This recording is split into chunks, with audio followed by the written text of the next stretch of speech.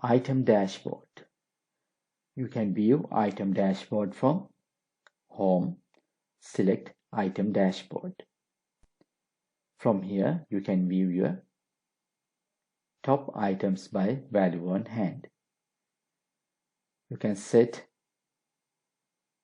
number of items. You can view as a grid or chart.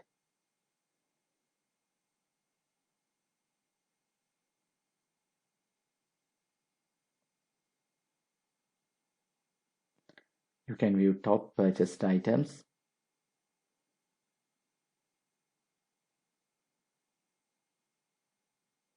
You can change these settings. You can view top selling items.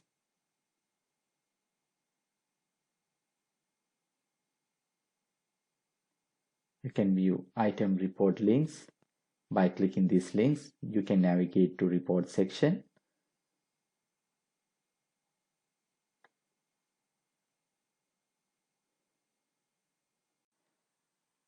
Choosing the dashboard you want to display.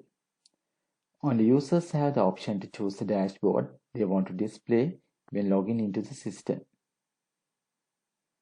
To access this function, select Administration, select My Profile,